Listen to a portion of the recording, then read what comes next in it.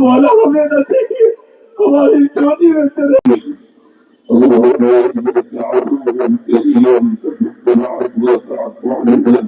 کے گناہوں کو معاف فرما دے، جوانی کے گناہوں کو معاف فرما دے، بڑھاپے کے گناہوں کو معاف۔ اللہ اتنا ہی آسمان جتنا ہم برداشت کر سکے، میرے اللہ یہ وقت بھجوا رہی ہے۔ حاجة من حوائج الدنيا والآخرة إلا قضيتها ويسرتها برحمتك، والعزيمة على الرشد، والغنيمة من كل بر، والسلامة من كل إثم۔ گزارش ہے کہ بات خود بنا لیں اسٹیج۔ السلام علیکم ورحمۃ اللہ وبرکاتہ۔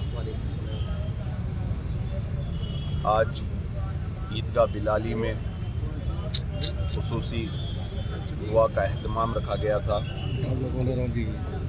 اور یہاں پہ کافی لوگوں نے آ کر اس دعا میں شامل ہوئے ہیں، اور اس دعا کا عنوان یہ تھا کہ جیسا کہ ہمارے ملک کے حالات ہیں، ہم ہندوستان میں فی الوقت تیار و مددگار ہے، ہمارے کو کوئی سامنے سے مارتا ہے تو کوئی پیچھے سے مارتا ہے، اور ہم صرف اور صرف اب اللہ سے ہی رجوع ہو کے دعا کر سکتے ہیں، کیونکہ دعا میں اللہ سبحانہ تعالیٰ نے وہ طاقت دی ہے کہ چٹان بھی اگر ہمارے سینے پہ تو ہٹ جاتی ہے۔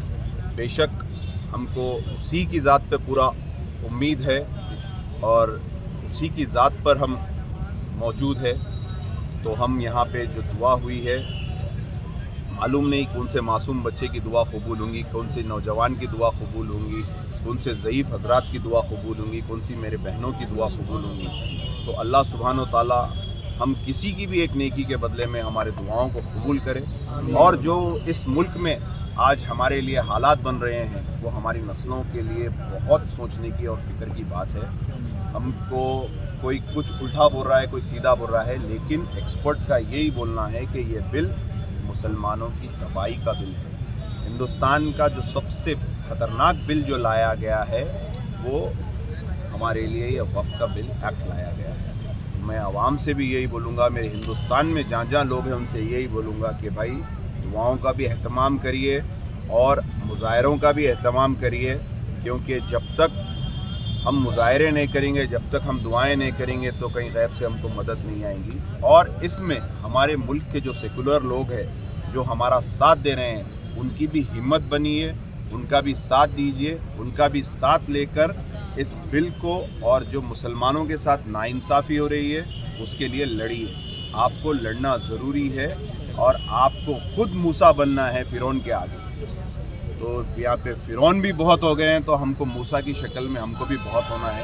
میں تمام لوگوں سے یہی گزارش کروں گا کہ جہاں جہاں پہ مظاہرے ہو رہے ہیں، جہاں جہاں پہ اس کے جلسے ہو رہے ہیں، جہاں جہاں پہ پروٹیسٹ ہو رہا ہے، جہاں جہاں پہ اس کی میٹنگ ہو رہی ہے، اپنا وقت نکالیے۔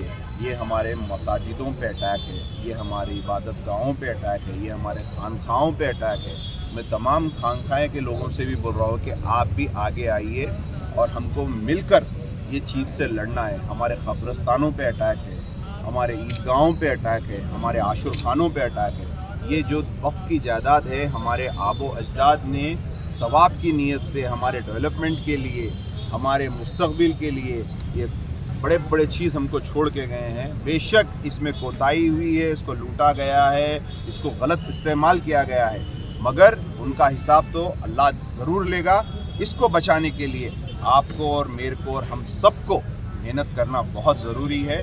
آج یہاں پہ جتنے لوگ آئے ہیں میں ان کا تہ دل سے شکریہ ادا کرتا ہوں، اور اللہ سے امید رکھتا ہوں کہ مظلوم بچوں کی دعا، بڑوں کی دعا، معصوموں کی دعا اللہ ضرور قبول کرے گا۔ اور سپریم کورٹ سے بھی ہم کو پوری امید ہے، سپریم کورٹ میں بھی اللہ سبحانہ و تعالیٰ ان کے دلوں میں رحم ڈالیں گا، ان کے دلوں میں ایمانداری ڈالیں گا، ان کے دلوں میں سچائی ڈالیں گا۔ یہ جو ملک کا دستور ہے یا آئین ہے اس کی خلاف ورزی ہوئی ہے، اس کے اگینسٹ میں جو یہ ایکٹ نکلا ہے اس کو بھی انشاءاللہ سپریم کورٹ بھی برخاست کرے گا۔ آمین انشاءاللہ، آمین آمین۔